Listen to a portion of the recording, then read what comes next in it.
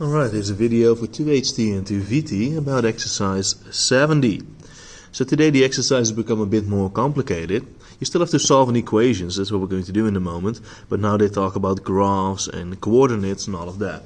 So I'd like to explain how this works. So we're going to read it first. It says the figure on the right shows a sketch of the graphs of y, which is x squared minus 3x, and also y is 2x minus 4. So the x squared minus 3x is the parabola, because it has a square in it, and the 2x minus 4 is this straight line here, because it goes up and it starts at minus 4, and also here they say that that formula is that one and that formula is that one. And also there's another line here at 10. We're going to need that for question B. First, exercise A. Calculate the coordinates of A and B. Now you can see that A and B, those are the points where these two formulas intersect each other. When two graphs intersect each other, then they are equal. So you have to make an equation. So the equation is x squared minus 3x equals 2x minus 4. Right? We want to know when are they equal, because then we can figure out what the x's are. So this is an equation that you need to solve.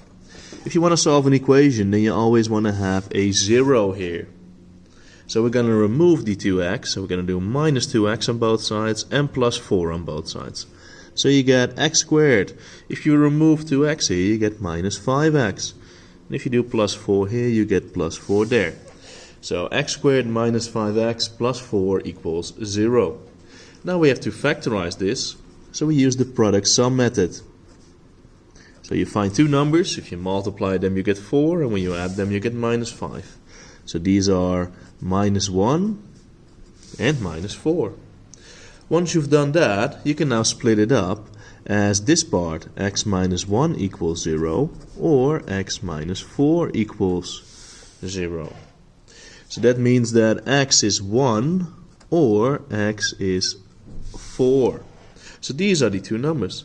Now looking at the graph again, we can see that A is here and B is there. So this should be 1 and this should be 4, right?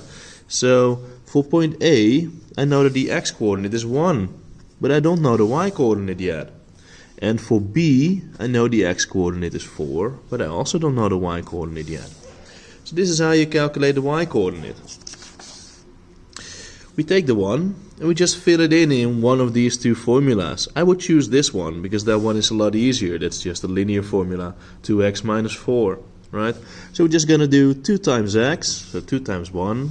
Minus 4 is minus 2, so the y-coordinate here is minus 2. If you fill the 4 in, you get 2 times 4, minus 4, so 8 minus 4 is also 4. So the coordinates for point A are 1 point minus 2, and the coordinates for B are 4.4. Moving on to exercise B. It says the horizontal line at a height of 10 there intersects the graph of y equals x squared minus 3 in points C and D. Calculate the line of line segment CD. So we want to know how long is this line from here to there. Okay. First we're going to make an equation again, but this time the question is only about the parabola, so it's only about x squared minus 3x. And this line here has a height of 10. So you want to know when is this equal to 10. So this is the equation that we're going to solve. Alright, so let me make a bit of room here. So let's solve it. First you want to have a 0 over here. So we're going to move the 10 to the other side. Then you want to factorize this. So you have to put it in brackets. You're looking for two numbers. If you multiply them you get minus 10. When you add them you get minus 3. So these numbers are minus 5 and 2. Because if you do minus 5 times 2 you get minus 10. And minus 5 plus 2 is minus 3. So x minus 5 equals 0 or x plus 2 equals 0. So that means that x equals 5 or x equals minus 2. So we know the x's now, right? If I do this in the picture, we know that this is minus 2 and we know that this is 5. We want to know what the length of CD is. CD goes from here to there, so CD is 7. And that's the answer for exercise 70B. Okay. Thank you for watching. I'll see you next time.